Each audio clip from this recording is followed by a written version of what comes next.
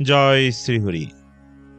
সুপ্রিয় শ্রোতাবৃন্দ, আপনাদের সকলকে জানাই আন্তরিক প্রণাম ও শুভেচ্ছা। আজ আমরা প্রবেশ করতে চলেছি পবিত্র শ্রীমদ্ ভাগবতে দশম স্কন্ধে এক অত্যন্ত চমকপ্রদ ও শিক্ষামূলক অধ্যায়ে, 50তম অধ্যায়ে, যেখানে বর্ণিত হয়েছে রহস্যময় সম্মন্তক মুনির কাহিনী। এই কাহিনীতে আমরা দেখতে পাই লোভ, অপবাদ, সত্যের অনুসন্ধান এবং পরিশেষে ধর্মের বিজয়। কিভাবে এক মূল্যবান মণিকে কেন্দ্র করে সৃষ্টি হয় নানা বিভ্রান্তি এবং কিভাবে শ্রীকৃষ্ণ স্বয়ং সেই অপবাদ দূর করে সত্য প্রতিষ্ঠা করে, তাই এই অধ্যায়ের মূল প্রতিপাদ্য। সম্মন্তক মণি শুধু একটি রত্ন নয়, এটি প্রতীক সমৃদ্ধি, সততা ও ঈশ্বরীয় কৃপা। এই অধ্যায় আমাদের শেখায় মিথ্যা অভিযোগ যতই প্রবল হোক, সত্য একদিন প্রকাশ পাই। ভক্তি ও মনোযোগ সহকারে শ্রবণ করি এই অপূর্ব লীলা, যেখানে প্রতিটি ঘটনা আমাদের জীবনের জন্য এক গভীর শিক্ষা বহন করে। তার আগে অমৃত কাদম্বিনী চ্যানেলটি সাবস্ক্রাইব না করলে এখনই সাবস্ক্রাইব করুন আর নিত্য ভাগবত কথা শ্রবণ করুন। হরি ওম তৎসৎ। নারায়ণম নমস্কৃত্য নরম চৈব নরোত্তমম দেবীম সরস্বতীম ব্যাসম তত জয়মতদীরে। ওম নমো ভগবতে বাসুদেবায়। শ্রীল সুখদেব গোস্বামী বললেন, ভগবান শ্রীকৃষ্ণকে অসন্তুষ্ট করার পর তাকে সত্রাজিৎ তার কন্যাসহ সম্মন্তক মণি অর্পণের দ্বারা তার সাধ্যমতো প্রায়শ্চিত্ত করার চেষ্টা করলে। মহারাজ পরীক্ষিত জিজ্ঞাসা করলে, হে ব্রাহ্মণ, রাজা সত্রাজিৎ ভগবান শ্রীকৃষ্ণের কাছে কি অপরাধ করেছিলেন? তিনি সম্মন্তক মণি কোথা থেকে পান এবং কেনই বা তার কন্যাকে তিনি শ্রী ভগবানের কাছে প্রদান করেছিলেন? শ্রীল সুখদেব গোস্বামী বললেন, সূর্যদেব তার ভক্ত সত্রাজিতের জন্য পরম প্রীতি অনুভব করেছিলেন। তার পরম সুহৃদরূপে তার সন্তুষ্টির চিহ্নস্বরূপ সূর্যদেব তাকে সম্মন্তক নামে মণিটি প্রদান করেছিলেন। সত্রাজিৎ তার কণ্ঠে মণিটি ধারণ করে দ্বারকায় প্রবেশ করলেন। হে রাজন, তিনি স্বয়ং সূর্যের মতোই উজ্জ্বলালো বিকিরণ করছিলেন, আর তাই মণিটির জ্যোতির ফলে তাকে কেউ চিনতে পারেনি। সাধারণ মানুষেরা যখন কিছু দূর থেকে সত্রাজিৎকে দেখে, তখন তার উজ্জ্বলতা তাদের চোখ যেন অন্ধ করে দিয়েছিল। তাই তারা মনে করল যে তিনি বুঝি সূর্যদেব, এবং সেই সময়ে অক্ষয় ক্রীড়ারত ভগবান শ্রীকৃষ্ণের কাছে তা জানবার জন্য গিয়েছিল। দ্বারকার অধিবাসীগণ বলল, হে নারায়ণ, হে শঙ্খচক্র গদাধারী, হে পদ্মনেত্র দামোদর, হে গোবিন্দ, হে যদুনন্দন, আপনাকে প্রণাম নিবেদন করি। হে জগন্নাথ, ভগবান সবিতা আপনাকে দর্শন করতে আগমন করেছেন। তার জ্যোতির তীক্ষ্ণ রশ্মি দ্বারা তিনি সকলের দৃষ্টি অন্ধ করছেন। হে প্রভু, ত্রিলোকের পরম শ্রেষ্ঠ দেবতারা নিশ্চয়ই আপনাকে অন্বেষণের জন্য উদ্বিগ্ন হয়েছেন, কারণ এখন আপনি নিজেকে যদুবংশের মধ্যে লুকিয়ে রেখেছেন। তাই জন্মরহিত সূর্যদেব এখানে আপনাকে দর্শন করতে এসেছেন। শ্রীল সুখদেব গোস্বামী আরো বললেন, তাদের এই সমস্ত বাল সুলভ বাক্য শুনে পদ্মনেত্র শ্রী ভগবান সহাস্যে বললেন, এ সূর্যদেব নয়, বরং সত্রাজিৎ।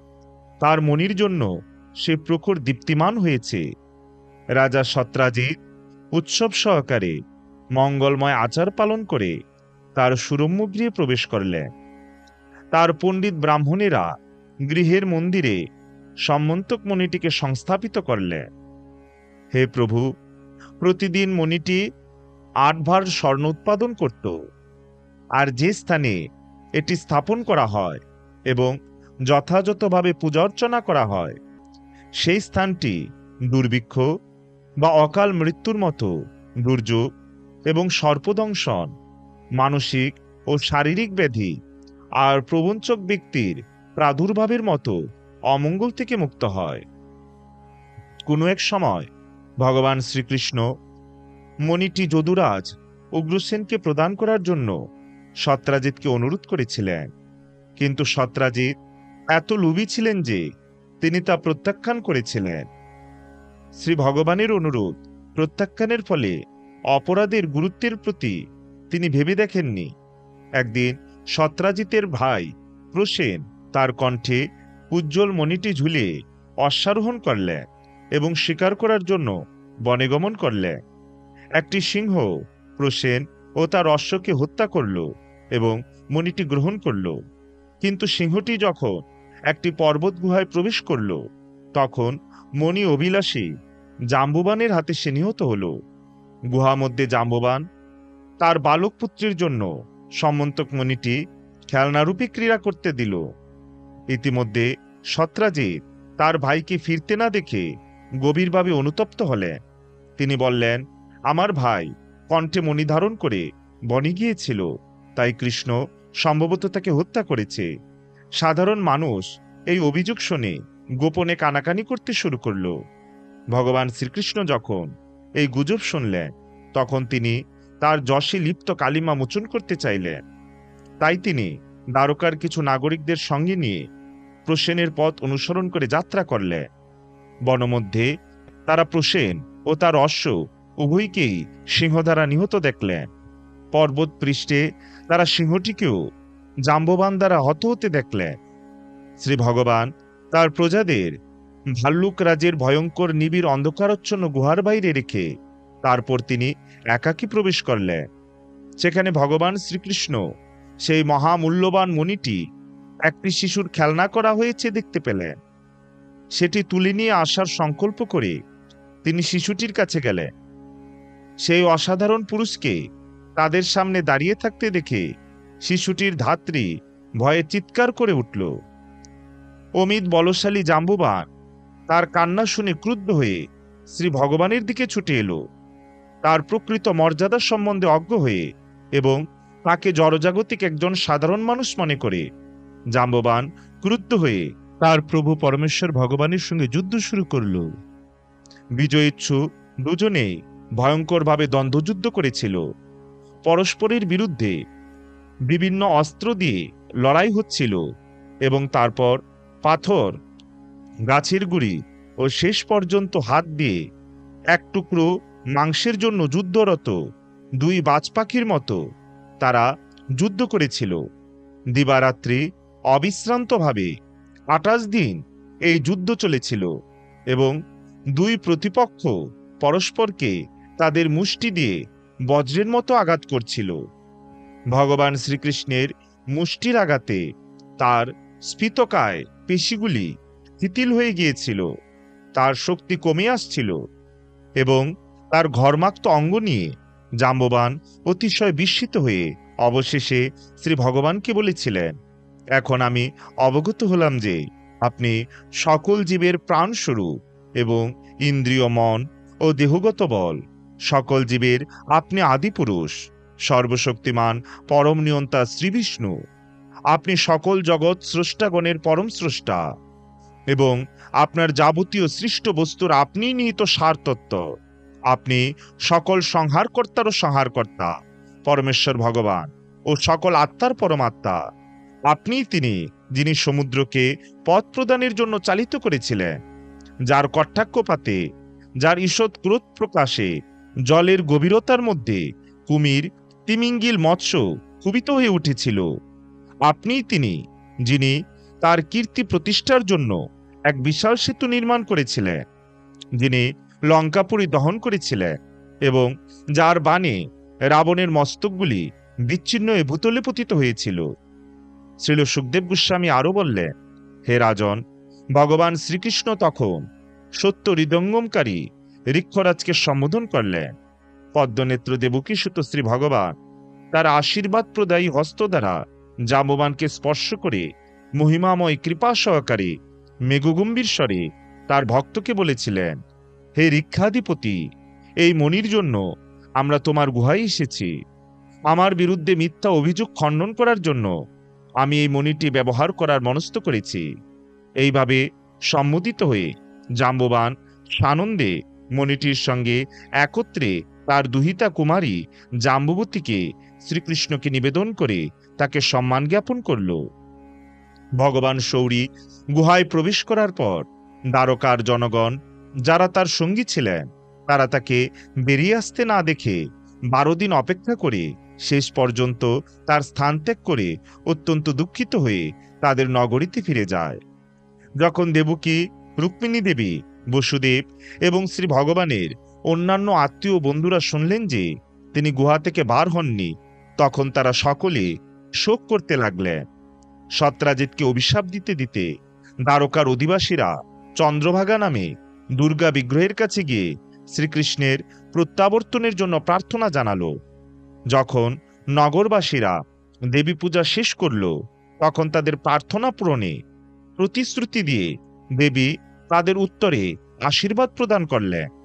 ঠিক তখনই ভগবান শ্রীকৃষ্ণ তার উদ্দেশ্য সাধন করে তাদের সকলকে আনন্দে পূর্ণ করে তার নবপত্নী সহ তাদের সামনে আবির্ভূত হলেন।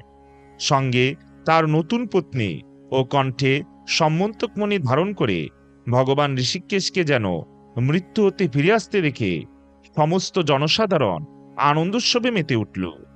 শ্রীকৃষ্ণ সত্রাজিৎকে রাজসভায় আহ্বান করলেন। সেখানে রাজা উগ্রসেনের উপস্থিতিতে মণিটি পুনরুদ্ধারের কথা ঘোষণা করলেন এবং তারপর আনুষ্ঠানিকভাবে তা সত্রাজিৎকে প্রদান করলেন।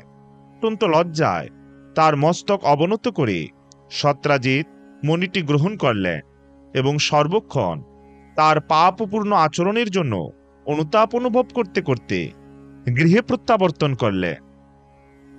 এই শোচনীয় অপরাধ চিন্তা করতে করতে এবং শ্রী ভগবানের বলশালী ভক্তগণের সঙ্গে বিরোধের সম্ভাব্যতা সম্বন্ধে আকুল হয়ে রাজা সত্রাজিৎ ভাবলেন, কিভাবে স্বয়ং আমি আমার কুলুষতা মার্জন করতে পারব এবং কিভাবে ভগবান অচ্যুত আমার উপর সন্তুষ্ট হবে। আমার সৌভাগ্য আমার ফিরে পাওয়ার জন্য এবং এমন অদূরদর্শী, কৃপণ, মূঢ় ও লোভী হওয়ার জন্য, মানুষের অভিশাপ থেকে পরিত্রাণের জন্য আমি কি করতে পারি? আমি শ্রী ভগবানকে সম্মন্তকমণির সঙ্গে সকল নারীর রত্নস্বরূপা আমার কন্যাকে প্রদান করব। প্রকৃতপক্ষে সেটি তাকে শান্ত করার একমাত্র সঠিক উপায়। এইভাবে বুদ্ধিমত্তার সঙ্গে তার মন স্থির করে রাজা সত্রাজিৎ ভগবান শ্রীকৃষ্ণকে তার শুভলক্ষণা কন্যা এবং সম্মন্তকমণিটি উপহার প্রদান করার জন্য স্বয়ং আয়োজন করলেন। যথাযথ ধর্মীয় আচারে শ্রী ভগবান সত্যভামাকে বিবাহ করলেন। সৌন্দর্যের সঙ্গে চমৎকার স্বভাব, ঔদার্য এবং অন্য সকল শুভ গুণাবলীর অধিকারী তিনি বহু পুরুষ দ্বারা প্রার্থিত হয়েছিলেন। পরমেশ্বর ভগবান সত্রাজিৎ বললেন, হে রাজন, আমরা এই মণিটি ফিরে পেতে ইচ্ছা করি না। আপনি সূর্যদেবীর ভক্ত, তাই এটি আপনার অধিকারেই থাকুক। এইভাবে আমরাও এর ফল উপভোগ করব। ওম তৎসৎ ইতি শ্রীমন মহর্ষি ব্যাসদেব প্রণীত পারমহংসী সংহিতা শ্রীমদ্ ভাগবত মহাপুরাণের 10ম স্কন্ধের 650তম অধ্যায় সমাপ্ত। পরবর্তীতে আমরা শ্রবণ করব 10ম স্কন্ধের 750তম অধ্যায় সত্রাজিৎ হত্যা ও মণি প্রত্যর্পণ। তাই সবাইকে পরবর্তী ভিডিও দেখার আমন্ত্রণ রইল। জয় জয় গ্রন্থরাজ শ্রী শ্রীমদ্ ভাগবত মহাপুরাণের জয়। ভাগবত কথা শ্রবণকারী সকল ভক্তবৃন্দের জয়। জয় শ্রীকৃষ্ণ চৈতন্য প্রভু নিত্যানন্দ, শ্রী অদ্বৈত গদাধর শ্রীবাসাদি শ্রী গৌর ভক্তবৃন্দ। হরে কৃষ্ণ কৃষ্ণ কৃষ্ণ হরে হরে, হরে রাম রাম রাম হরে হরে। জয় শ্রী হরি।